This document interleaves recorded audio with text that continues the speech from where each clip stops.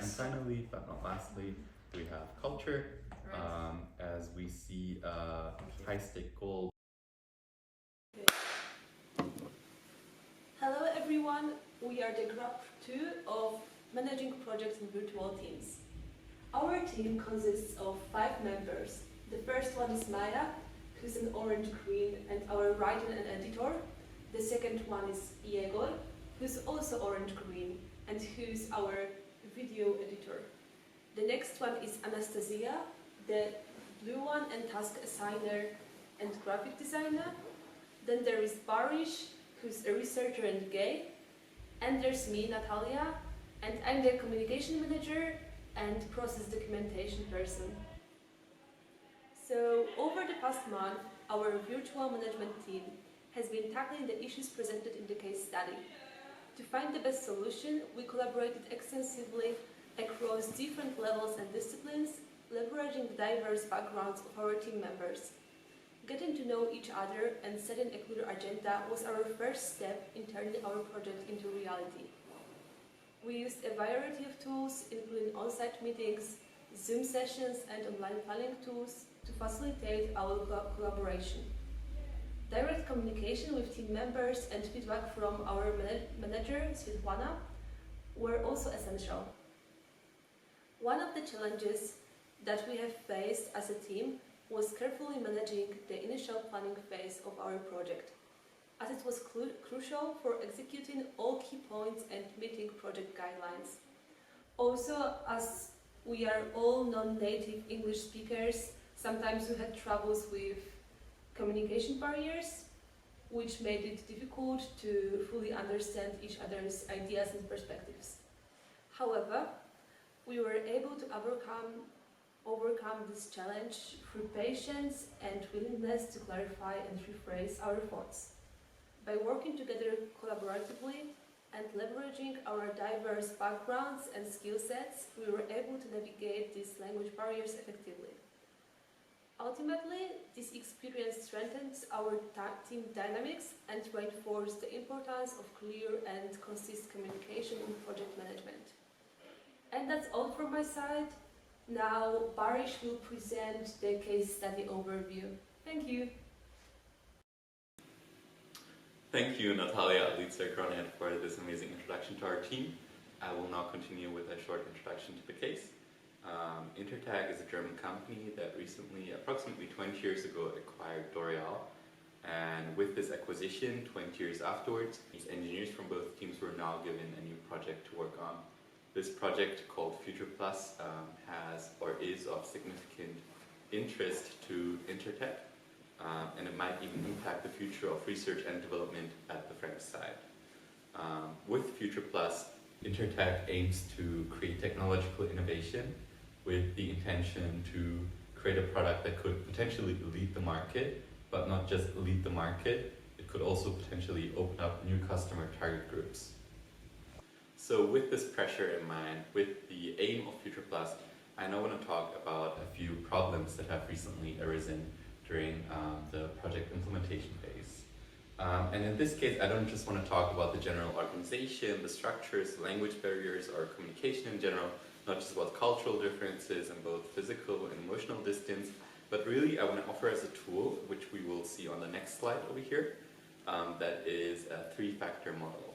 A 3-factor model consisting of a matrix in a way that looks at people, culture, and context in a different and differentiated manner. I want to start with context because I've already touched on that a bit. The topic is of immense interest and importance for both Intertag, but even more so for the French side, as in a way their jobs might depend on it.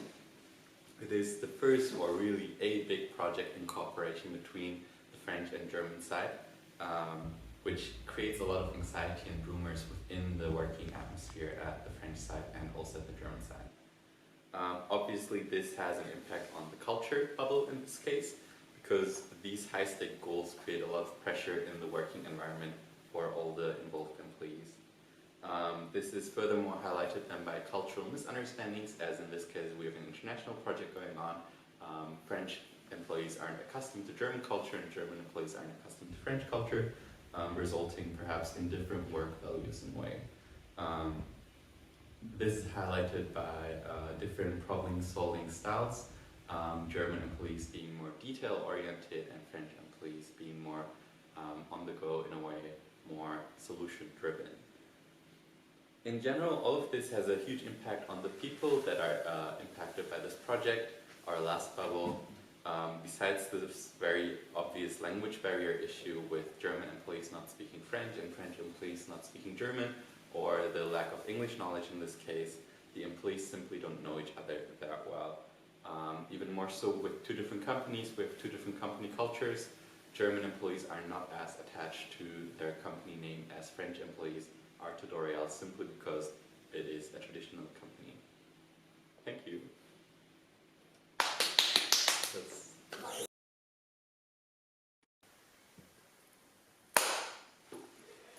Okay, then I worked on the second question, which reveals the existing and potential future success factors, including the contextual influencing factors like semi-direct communication with a band of management creative leaders and internationally experienced employees working for multinational companies with global strategies, cultural factors like common grounding in the technical aspects and employee training, relatively similar cultural spheres, similar languages, and some knowledge of English as a lingua franca, and of course pre-existing Franco-German projects to build on. And finally, the people influencing factors like bilingual and culturally sensitive team leaders and leaders who were also engineers. Moreover, after the reading of additional texts, we came up with the future measures that we're going to take and the possible solutions to the problem that we would want to implement in this case. At first, we would want to organize English lessons for the group members who have lack of English knowledge. Because employees from both German and French companies have issues with the English language, and that results in significant communication issues between the members of the team from different countries on the personal level, as well as issues with writing and reading important corporate documents, which are written in the English, which is a common language. And this is one of the most important steps in creating a well-working team, as there can be no normal communication by the team members without them mastering the communication tools. Secondly, we would like to divide complex independent tasks into smaller ones, as with a higher level of interdependency and complexity of the tasks, it is more likely for the conflicts to appear and to be initiated. And this is a step that does not require any additional finance or resources from the company, so we think that it's essential to initiate it because it's very efficient, but it does not require any finance. And as the main step, we think that it's very important to organize the offline collaborative team trainings. In a situation of complete and structured intercultural work, one of the main factors of the fellow communication is the disordered perception of the teammates. Working with the new people from the new culture may result in a very distorted picture of the people who one works with. The employees for one side perceive the others as a bunch of differences and problems. Forced toleration of those problems might just result into a stronger stratification and the rise in conflicts. And to prevent this, we need to organize a team building event, which will let the employees to communicate in not as co-workers, but in a more relaxed environment. So they will think about them as humans. Such informal communication might prevent stratification issues. Moreover, we should organize a team building exercise so the team goes through the conflicts and simulated environment can pass through the simulated environment and can pass through the stage very softly. At first we would want to do this offline and we should do this collaborative, but in fact, in the case it's impossible to do this, we would want to organize an offline, just an offline team gathering or an online team training. I'll now go a little into detail about the tools that we've been using as a team. So first of all, when we had our first meeting back in person in the middle of March, we were still starting out and getting comfortable with the Padlet tool that you can see here on the upper left side. And yeah, we were just experimenting with the different possibilities it has to offer. And the more we worked together, the more tools we already also started using, like Miro, for example, that you can see here on this side. And yeah, we wrote down lots of thoughts and processes there, whereas Padlet was more of like the base back office for our work. And there was also Miro linked here, and other things like the Google Drive and also Trello and the timeline and so on.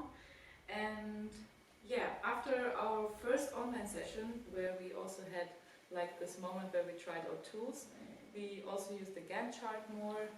And what we also noticed is that Trello is kind of more structured in a way, so maybe it would have been better if we started out with Trello instead of Padlet.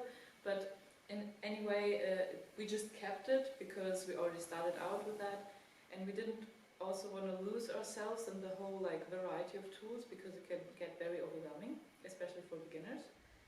And also, yeah, Zoom, we used Zoom as well for our second meeting, because that was really necessary, because not all of us were in the city of Vienna. And yeah, I think working with all of these tools was a nice exercise and gave us a good glimpse into how a virtual team can work together and how it looks and feels like. And yeah, that's it for my part. Thank you.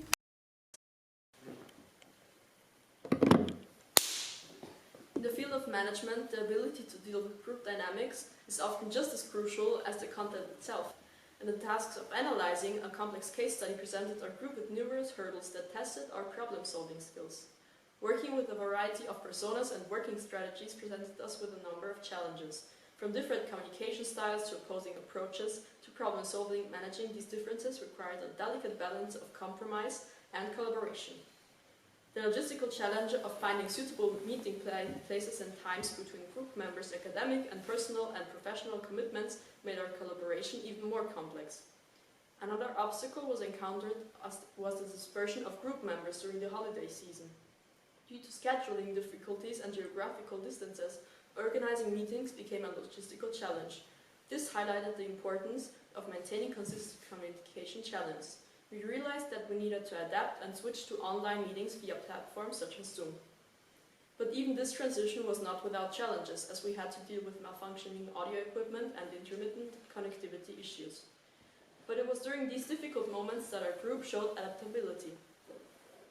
Instead of being discouraged by setbacks, we used technology to encourage communication and collaboration. Using Zoom's chat feature, we found an alternative way to share ideas and clarify doubts when we faced audio issues.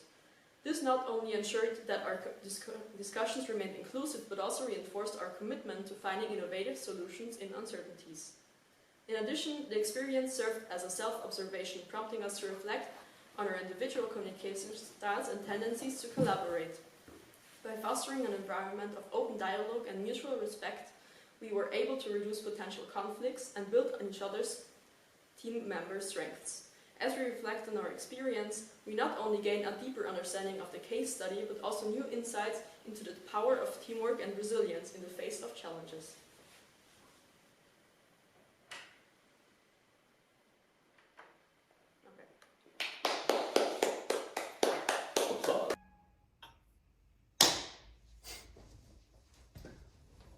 After the end of the execution phase, it was time to do the closing part of the project.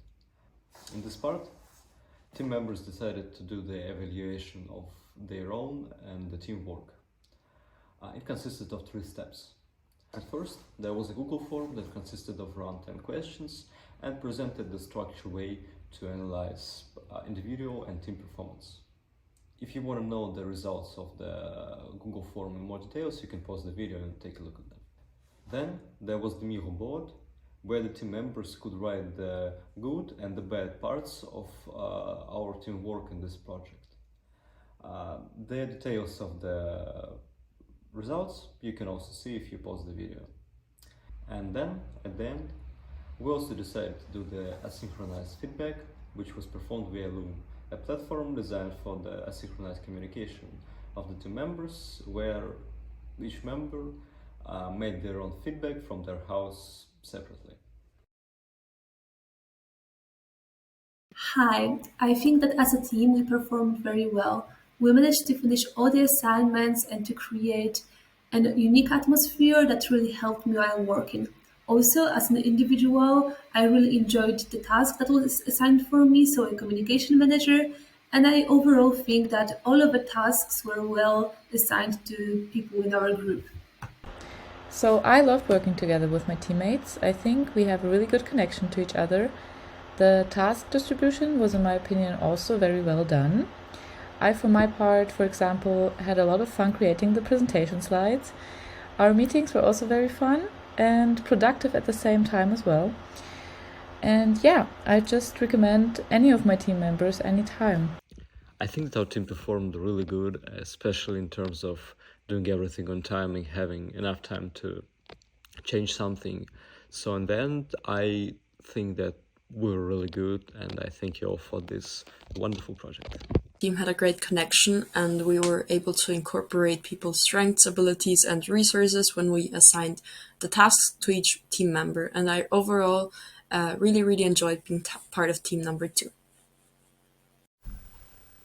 Working with this group was a lot of fun, especially during our online meetings, and especially so with Maya Stahl and what he had to say during our online meetings. I feel like what Maya said was quite life-changing in many ways, and he has definitely helped me become a better human being.